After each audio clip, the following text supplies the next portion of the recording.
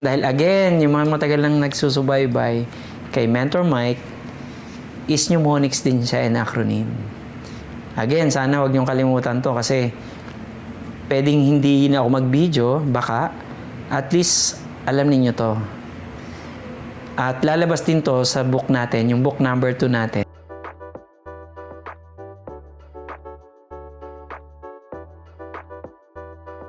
Mentor Mike, maraming taong inspired sa journey nyo as an entrepreneur at sa dami ng na-achieve ninyo. Pero alam natin na ang bawat success ay may pinagdadaanan. Pwede nyo po bang i-share ano po sa tingin ninyo ang sikreto ng pagiging isang successful entrepreneur? Okay. Magandang tanong yan. Pero alam mo maraming, hindi talaga, technically, ang sekreto lang is first. Babalik uli lagi tayo sa Matthew 6:33. Seek first the kingdom of God and everything else will be added unto you. So, laging si God. Sabi nga, isa cliche, gasgas na siya, pero God first. Kung doon pa lang, yung foundation mo, wala kang pinaniniwalaan, shallow. Kung ano man business yan, o kung ano man yung gusto mong gawin, shallow siya. So, hindi siya maging matibay.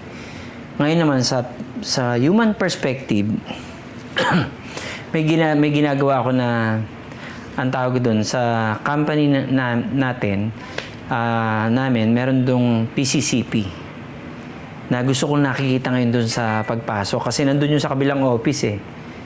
Narinig nyo ba yung PCCP? Hindi, di ba? Yung PCCP stands for People, Customer Care, then Profit. Profit should be the last. It should be always thinking about how the people will grow. Then, not only the people from within your circle, even beyond your circle. Kasi nag-create tayo ng rippling effect. And of course, customer care. Kasi without customer, we will never exist. That's the foundation of every successful theory about business. And hindi lang business, even personal relationship. So, sa mga viewers, alam nila, mahilig ako sa acronym, sa mnemonics. So, yan, PCCP. Hopefully, kalimutan na nila lahat ng sinasabi ko, wag lang to. Yung PCCP din na yan, stands for, kailangan kasi magkaroon tayo ng progress, P, C, consistent, C, commitment, and P, patience. Bakit mahalaga yan? Hindi mo ba napapansin, ang daming tao na magagaling, pero bakit walang progress?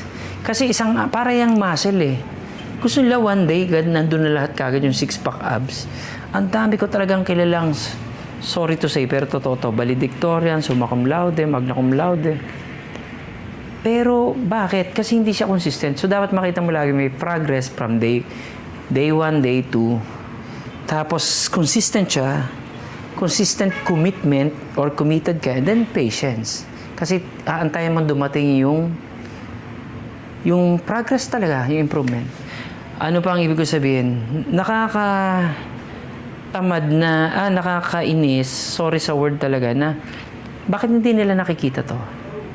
Bakit nila nakikita? Parang bang lagi na lang ang gusto nila is madali. One day millionaire. Wala talagang ganon. Kahit gaano ka kagaling, laging consistent. May sikat niyang t-shirt eh. Hindi ko na brand ng sapatos. Hindi ko na may mentioning kung ano, pero nakalagay doon, just do it. Pero sa mga nakikinig sa akin, tara magtayo tayo ng brand. Ang nakalagay doon, Mikey. Tapos nakalagay doon, hindi siya just do it. Do it better every day. So that there will be continuous improvement every day. Kasi sabi nga ni Aristotle, excellence is not an act. It is what we repeatedly do. Hence, it is a habit. So basically, alam ba yung mga basic? Bakit yung paliligo mo successful? Bakit yung pagme-makeup mo successful? Yung pagtututbrush mo successful? Bakit yung pagkain mo successful? At bakit pagka pumunta ka sa CR? Yes, success. Di ba? Pag nag-CR ka, pag may kasunod na nakapila, mahaba. Sir, ma'am, ano nangyari? Success ba? Yes, success. O ito, pagpasok mo sa Jollibee, sasabihin pa nila sa pinto, thank you, ma'am. Pero naki-CR ka lang. Pero success. Ano ibig ko sabihin? Kasi bakit yung basic nagagawa nating success? Bakit pag business na ngayon, or love life, or life, parang complicated? Kasi nga, ginawa mong mas mahirap yun. Pero technically, pantay-pantay lang yan. It just so happen, eating, toothbrushing, or brushing your teeth is a normal thing to you because you're doing it repeatedly, day to day, and it becomes your habit, so it's easy for you. Nagets mo? Yes. Diba? Hindi ko alam bakit hindi nila nakikita yon. So, baka naman iba nakikita, pero pagkasabi ngayon, bukas kakalimutan na. Ang nakakainis pa, sorry talaga, pero baka nga last video ko na to, so gusto ko nang ilabas na lahat. Yung iba, lalo na yung mga kapatid natin na believer, na turingang Christian, sasabihin nila, may mga, di bali na akong ganito, basta masaya na ako. Hindi si God ang gano'n nakilala ko. Alam ko si God, between the two, maniwala ka, parehong believer. Isang believer ngayon na namang problema, may sakit ang anak niya, hindi niya alam kung sinong uutangan niya, pero gusto niyang survive pa yung asawa niya o anak niya o kung sino man. Or isang believer din, pareho silang 100% believe na anything. Kunin mo na ako ngayon, Diyos ko, kung gusto mo. Pero parehong believe. Ito naman, nasa kanya lahat. May maayos na relationship, may nakakatulong, may maayos na kabuhayan, may maayos na health, may six-pack abs. Naintindihan mo ba ako? Hindi sinabi sa atin ni God na either or.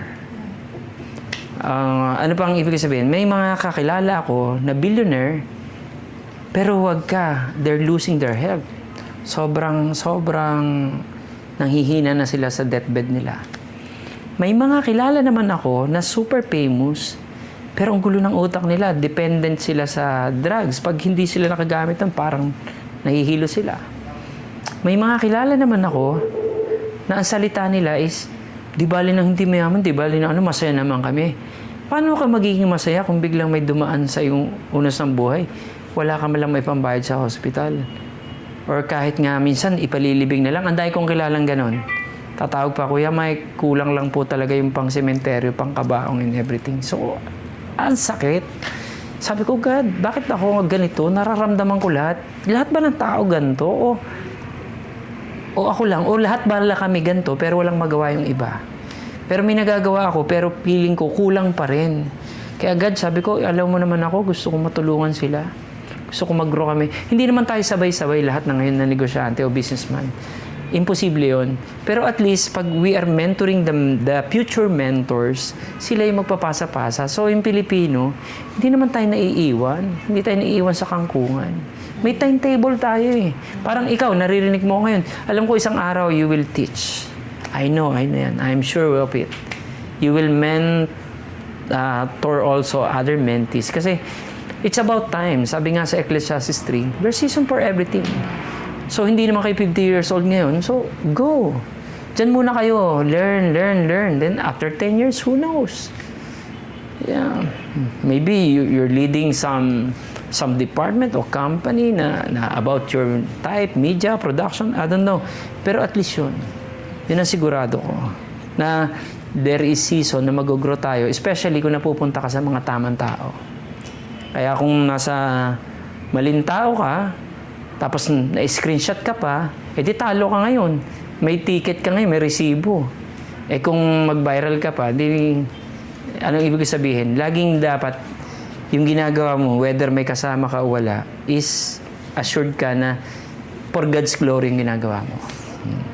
So, ano pa? Yung iba kasi, very transactional.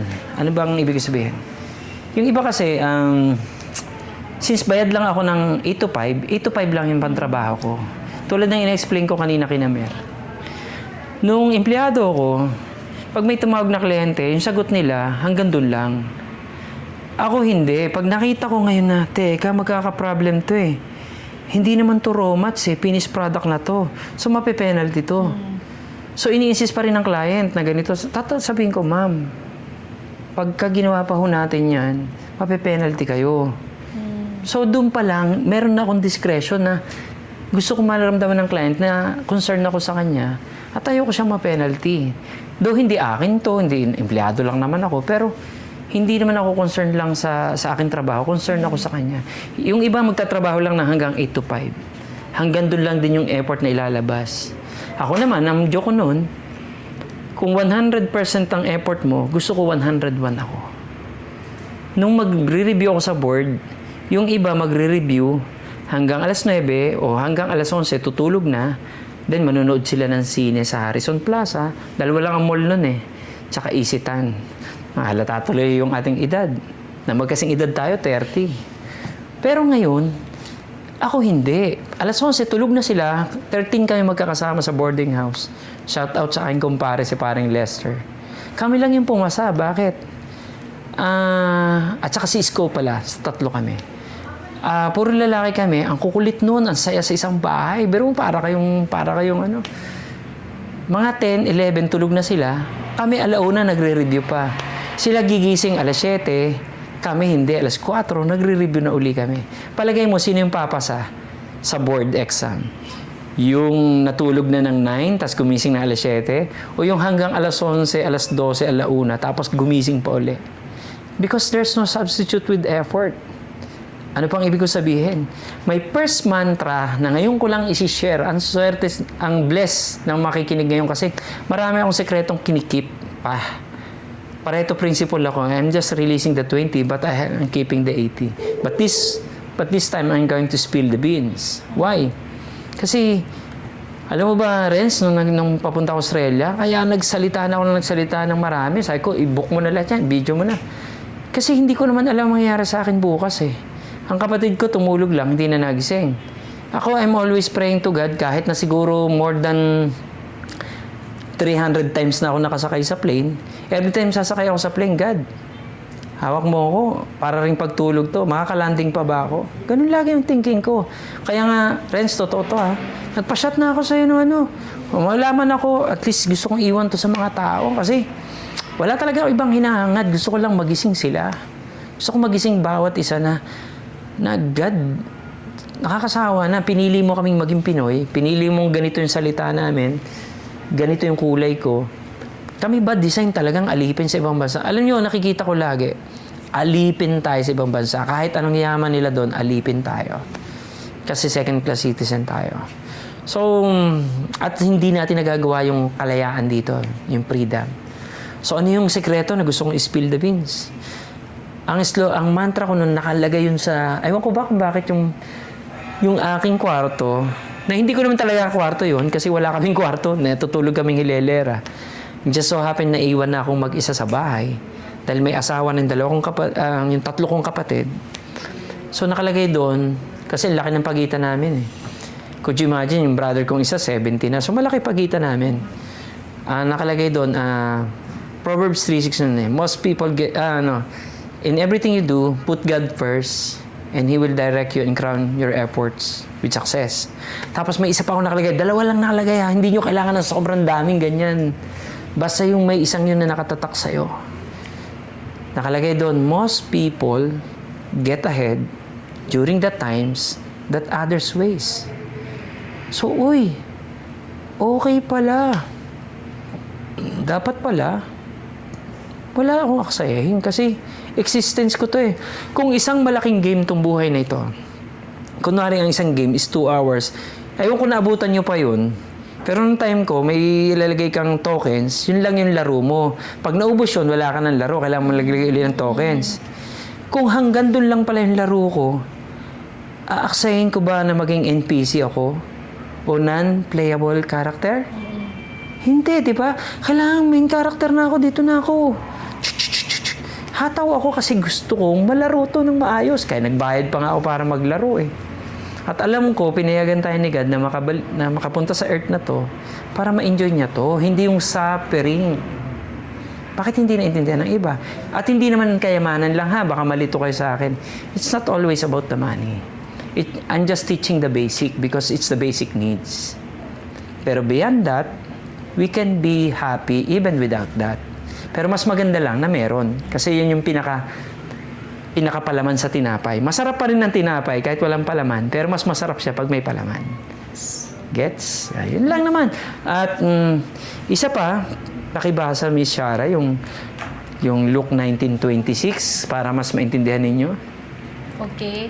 So, according to Luke 19:26, it states that, yes, the king replied, and to those who use well that they are given, even more will be given. But from those who do nothing, even what they think they have will be taken away. See? Aliwa-liwanag. Doon sa gumagawa, at saka binibigay yung kanyang, kasi parable of the talents yung anong yan. So, kung may, yung kasi magkasunod dyan yung 10, ginawa niyang 10, natuwa yung king. Yung 5, ginawa niyang 5. Yung isa, tinabi niya lang, binalik niya. Hindi yun ang theory. Laging tayong extension ng creation, create, growth. Hindi ko naman sinabing business lang. Even dito sa office, extension tayo ng growth. Kasi ini-in-charge tayo ni God, whether kung may tauhan ka dun sa isang tauhan mo. Kung wala kang tauhan, at least man lang in-charge ka sa sarili mo. Yun yung gusto ni God sa atin. Ano pa? May tanong ka pa ba dyan? Meron pa, sir. So, thank you po for your thought-provoking answer about dun sa pagiging, kung ano yung tips or secrets to become a successful entrepreneur. So, I really like your answer po nung sinabi nyo na excellence, yung excellence, makukuha mo lang siya once you do something repeatedly. Hence, it will become a habit. Align with that question, naniniwala po ba kayo or totoo po ba para sa inyo ang slang term or pinakasikat na term this generation, greatest of all time or GOAT? Yes. At may mga nag-message sa akin dati, gusto nila, boss, naniniwala ba kayo kuya, Mentor Mike, na GOAT? Eto, ngayon ko lang re-reveal. Ang dami kong interview. Pamula, ang rated K ko siguro, mga 10 or more. May puhunan, agripreneur, agribusiness, meron pa akong BBC, CNBC. Pero ito ngayon ko lang sasabihin. Yung GOAT kasi, greatest of all time, is pinnacle siya ng success. Sige. Sabi nila sa basketball, greatest of all time, Michael Jordan. Sa golf, sabi nila, Tiger Woods. Yung iba, debatable. Sa singing naman, Michael Jackson. I don't know. Pero, kinuha ko lang yung mga example na Michael Jordan, Michael Jackson. Pero, pag gusto nyo maging greatest of all time, pangalan to ng mga aso ko. Pero para wag ko makalimutan. Pero alam nyo ba, may meaning siya. Dahil again, yung mga matagal nang nagsusubaybay kay Mentor Mike, is mnemonics din siya, an acronym. Again, sana wag nyo kalimutan to kasi pwedeng hindi na ako mag-video, baka, at least, alam niyo to. At lalabas din to sa book natin, yung book number 2 natin. Kasi i-reveal ko dun talaga kung ano yung mga negosyong bagay sa'yo. Pero bago magkaroon muna ng negosyong swak sa'yo, kasi dali-dali magtayo ng negosyo. Pero kung ikaw mismo, hindi ready yung katawan mo, sasayangin mo lang yung effort tsaka puhunan. So ano to? Uy, interesado siya, susulatin. GOAT means letter G is grit. Grit. G-R-I-T. Yeah. G-R-E-E-T. No. G-R-I-T. So, yun. So, it pays to have a grit. Hindi lahat meron. Yeah. At naniniwala ako, yung mga ibang naglalakad nun nung pagpasok namin, may mga kasabayan ako nun na hindi na sila nagtapos. Hindi na, maring tinamad na sila or ano. Ako dire-diretso lang. Kaya nga, even slow, sabi nga, every 1,000 journey begins with a single step. So, grit. Hindi ka umaayaw basta. Then, another O is obsession. You must be obsessed. Hindi ko to tinuturo sa lahat dati kasi nakakatakot siya. May mga tao kasi na hindi naintindihan yun. Pero sayang once itong bagay. Hindi naman pwedeng 80 ka na, tas ganyan. Hindi totoo yun. Bagay ito sa mga bata talaga. At para sa akin, hindi aksidenteng kayo nakikinig ngayon. Kayong blessed ngayon, friends, dito. Kasi, sample ko niyan. Si Michael Jordan, halos walang may lifestyle siya kahit paano. Pero pag natatalo siya, ang aga niya nagtitraining. Pero mas matindi si Kobe Bryant. Pag whether natalo siya o hindi, hindi siya nag-umatin ng mga party and everything. Siya ang pinakamaaga sa practice 3 a.m. Kasi obsessed siya sa craft niya. Obsessed siya sa basketball. Ano rin yung nakita kong sekreto ng pagpasa ko sa board? Yung iba, ang mindset nila, yung iba, wag na, tama na yan. Okay na yan. Ako, ang joke ko noon, sabi ko sa professor ko, para pumasa ng board, kung magpapasagasa sila sa tricycle o pedicab, ako sa train. Meaning, I'll go for it beyond or more.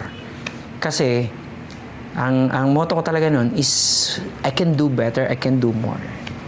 So, obsessed ka. Sabi nila, masama yung gano'n. Ambisyoso ka naman, Mike. Pero totoo yun. You must be ambitious. Hindi naman yung nabenta ka na ambitious ka pa. Pero kung 20s ka ngayon and 30s ka ngayon at wala ka ng drive, wala ka ng motivation, wala ka ambisyon, it's just like naglalaro ka ng dart pero wala yung pula sa gitna. Walang cherry. Walang bullseye. So hindi yung goal madali lang din. Pero kung hindi ka ambitious, hindi mo siya gagawin. So mawawala ngayon yung action mo. Mawawala ngayon yung sinasabi ko kanina na persistency and consistency and progress. So wala. So lastly, tenacity. Ito yung kasunod ng 9 city tsaka before 11 city. Pero totoo talaga. Tenacity. Kailangan talaga. Kung wala yan, yung 4 na yan ang sekreto. To become greatest of all time, you must have great obsession, ambition, and tenacity. And yan, sa episode ko lang itong sasabihin, hindi ko na uli-ulitin yan.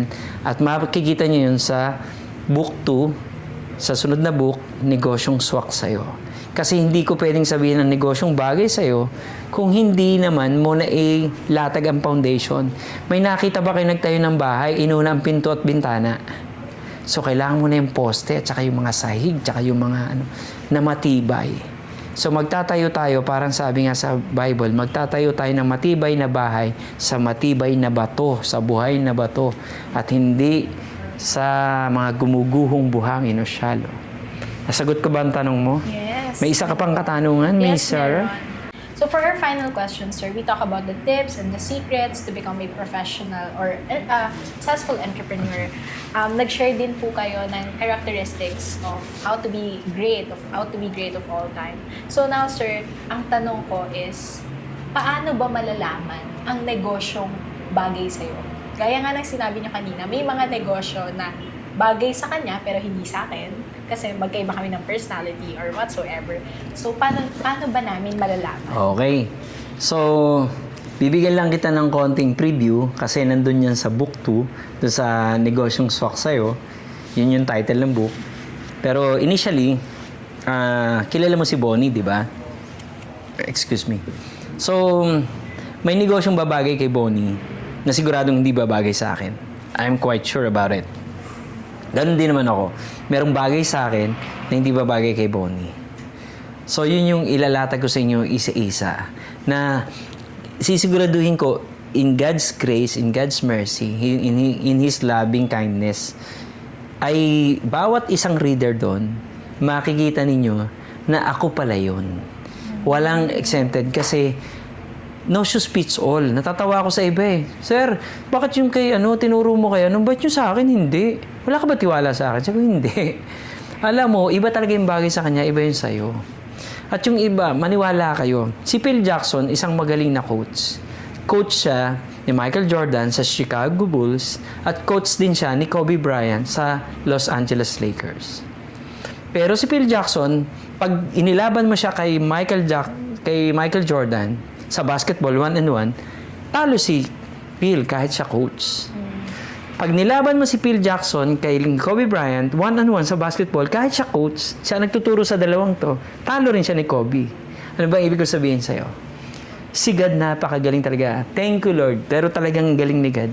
May mga taong binigyan niya ng kaisipan at kaalaman extension ng kanyang wisdom para masabi pa na mabuhay yung talento at mapag-grow yung talento ni Michael Jordan at saka ni Kobe Bryant. At naniniwala ako, in God's grace, ito ay may isa sa ayos makikita ninyo sa bawat personality dun sa 8 personality na ilalabas natin sa libro. Bakit ba kailangan yon? Kasi, pag nagpupunta kayo dun sa farm, makikita nyo talaga dun. Meron akong isang mantra dun na nilagay ko na hopefully, pag nakita nyo, kay Kuya Mike, kay Mentor Mike galing yon. Nilagay ko dun, earn and learn as if you're going to live forever. Love and live as if today will be your last. So, hopefully, kaya ko lang naman ginagawa to, may 8 ring steps na dapat tayong ayusin sa ating buhay. Puro tayo 8 kasi yung hindi pa pala nakapagbasa ng ating first book, yung from 8 to infinity. Puro laging 8 tayo para naka-arrange lang. Ang pera is, or ang finances, ang isa sa pinakamadaling ma-achieve. So, siya yung pinaka-foundation of everything. So, kung may 8 problema ka, na meet mo yung needs mo for money, at least 7 na lang yung problem mo. Pero at least yung steps na yan, initially, is of course, finances. Then, hopefully, you're praying na maayos yung health mo, kasi you will never enjoy your finances pagka hindi ayos yung health mo. Then, after nung health, sana maayos yung relationship mo kasi kahit namang gaano kaayos yung finances mo at saka yung health mo, kung yung relationship mo bumabagsak, you will be super stressed. And of course, happiness, kasi may mga taong kahit nandyan lahat yan, hindi pa rin siya happy. Kasi happiness is from God and from within. So you must have something inside of you, which is personal relationship with your God. And another one is, kailangan, kahit pa paano, yung may tinatawag sa Maslow's hierarchy of needs, pag na-meet mo yung basic needs, may tinatawag kang self-esteem or self-actualization. Kasi kung hindi mo na sasalamin ang nangyayari sa'yo, ay isa kang malaking narcissistic na tao or lagi nakapokus ka lang sa sayo. So may extension tayo, hindi tayo pansarili lang. Laging aalamin mo, bakit ba ako nandito? Hindi lang ako para sa akin. Sino ang tao na pwede kong sige, ganun ka eh.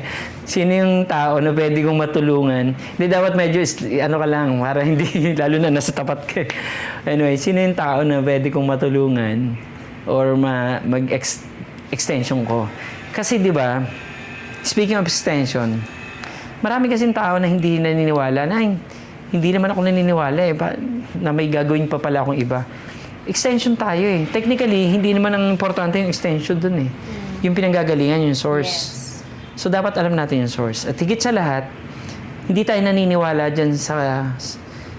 Subukan mo huwag kang maniwala sa kuryente na yan dahil hindi mo naman nakikita. Pero takot tayong ilagay yung kamay natin dyan kasi alam natin makukuryente tayo. Ganon din yung nangyayari sa atin. Mag-trust tayo dyan, alam natin na pag hindi natin sinunod, makukuryente tayo. So, sundin natin yung kautusan galing sa ating manual. At pag naintindihan natin yan, yun na yung simula ng, hindi ko naman sinabing magiging super happy na tayo. There will be trials and tribulations, but we will be always ready. Kasi nga, alam natin yung steps na to, nakasama siya sa game na to, na pag nagawa mo yung stage 1, nalampasan mo yung challenge, nandun ka sa stage 2, may challenge uli yun, at patibay ka ng patibay kasi nakakakuha ka ng armor, ng defender, ng weapons, and everything. The weapons of God, it's the Bible, and of course the words, and you have the armor, the blood, and so many things. Ganun lang yung games. Kita mo pag ikaw ang creator ng games, alam mo kagad yung sunod-sunod na ano. So, kung extension ka ng creator, halimbawa nabasa mo, ito pala yun. Ay, di nakita, nasa stage 7 na ako. Nasa stage 50 pala ako ngayon. Nasa stage 20 lang ako. So, wala akong problema. Bakit ko lalaroin yung stage 50? Nandun siya, nasa stage 20 ako. Dito ako sa stage 20, stage 21, stage 22. Yun lang. Kasi, tadadan, pag naglalaro ko ng Battle Tank noon, o Super Mario, o anything na nilalaro ngayon, o NBA, 2K, meron kang pahirap ng pahirap siya. Pero okay lang. Pero sa ating game of life, Hindi siya pahirap ng pahirap. Dapat pasarap siya ng pasarap. Kasi mas nasasanay ka na sa nangyayari. So pag may dumating, ay ito, na-encounter ko na to nung 33 ako eh. Eh ngayon, kung pala tulungin ka o helpful ka, kung hindi, minsan i-exempt ka na ni God, hindi mo na ma-experience yun kasi may tinulungan kang ganun yung problem at na-realize mo na rin. So technically, exempt na natin si Mike. Tinulungan niya kasi si Victor o si ganyan, nakita niya na, exempt na natin siya. Alisin natin yung trial sa kanya. So ngayon, madali ka, nakaka-skip ka. Kaya may nakikita kayong mga tao na, bet ganun, parang nasa kanya lahat. Di ba, pag nakita natin si Aga Mulak o Richard Gomez, ay, ang gwapo, tapos ang ganda ng asawa. O Ding Dong Dantes, uy, Marian, di ba? Uy, Ian Veneracion, very loyal sa asawa. Diyan pa rin. Uy, bakit ganun? Happy couple, happy life. O, di ba? Hindi rin totoo yung happy wife, happy life. It should be happy couple, happy spouse. Happy spouse, happy couple. Yan. Kailangan two sides. So, balik tayo doon. Bakit may mga taong parang nasa kanila lahat? Kasi naiintindihan nila yung game of life. Dahil, hindi mo dapat intindihin lang yung game of life. Ang dapat mong intindihin, yung creator ng life. Kasi siya nag-create din ng game. So, babalik lang tayo dyan. Babalik lang tayo dyan. Technically, the end is the beginning. So, pag naintindihan niya to, wow, ang beauty pala nito. Siyempre, pag may mga dumadating din problema, wow, God, overwhelm ako. Pero mahalaga, may pinagsusumbungan ka. At pagkasumbong mo, para yung ching, pindot yan. Uy, may dumating. Ito na uli. Ay, thank you. Makakalipat uli ako sa ibang stage. So, bakit ito muna? Kasi itong foundation. Sa maituro ko yung 8 personality, tapos 8 negosyong bagay dun sa 8 personality na yun, na i-discuss natin yun sa libro, para naman may suspense tayo. At saka, pag ganito lang, maniwala kayo, maririnig nyo lang ako, makikita nyo lang ako, pero hindi nyo uli siya ma-apply. Pero pag libro siya, i-highlight nyo, please. Kung wala kayong pang-highlight, kahit ballpen sa ilalim. Tapos bilugan nyo yung mga word na keyword. Tapos pag nanan nyo na yan, sabi mo nga, may pagka-OC ako, ayusin nyo yan. Pag naayos nyo yan, maniwala kayo may apply. Tapos lalagyan nyo ng timeline, lalagyan nyo ng date, lalagyan nyo na. Tapos magugulat kayo, this week muna, o this minute. Ako nga, may nililista pa nga kailangan achieve ko to siya in a second. So, panalo na ako. I am celebrating my little wins. Tapos, kailangan ma-achieve ko to in a minute. Wow, panalo na ako in an hour. In a day. In a week. Ikaw nga, nabisto mo kanina, sir, you're practicing na your New Year's resolution for next year. Kasi I'm practicing na in a day, in a week. So that I can win my month and I can win the year. And when you win the year, you won that year, that will be your habit already because it's instilled and embedded to you already. In your subconscious, in your heart, in your mind, and everything. It becomes your newer version of you. Hope I'm making any sense to you and thank you for your question. Yeah, thank you, sir. Yeah. I really learned a lot. Yeah, so sa mga viewers sa Mentor Mike, di ko alam kung gagawa pa ako ng video. So, bye-bye at salamat sa 3 followers. Hindi. Technically, yung mga nasa, pag mo itong kaka-trends, totoo lang talaga to. Natutuwa ako na kahit saan country ako magpunta, may nagme-message sa akin. At nakikita ko yun. Hindi ko nga lang kayo lahat pwedeng puntahan. At minsan uwi dito, mini-message na, sir, kung pwede kang makita. Kwentuhan lang tayo. May kaunti pa akong tanong dun sa napanood ko sa'yo. Yun lang naman. Wala akong hinahangad sa inyo about money or payment or anything. Kasi naniniwala ako, binigyan ako ni God ng other source. Okay na ako doon. Hindi naman ako ganun ka-greedy. Happy na ako doon sa sakto. Humigit ng konti sa sakto. Pero yung mag-grow tayo sabay-sabay, o kung di man sabay-sabay, magkakasunod, it depends sa ating timeline. Sabi nga ni Dr. Strange, nakita niya na lahat ng probabilities. So, may kanya-kanya tayong timeline lang sa multiverse na to. So, yun lang. Yes. Basta enjoy the process. Because whether we like it or not, this process, mayroong start and definitely there will be an ending. And thank you. Do you have any more question? Ano? So, thank you. Hopefully, nasatisfy kita at nasagot ko yung mga katanungan nyo. Yeah, for sure. Definitely. Abangan nyo yung book 2. Yes. Thank you and bye-bye.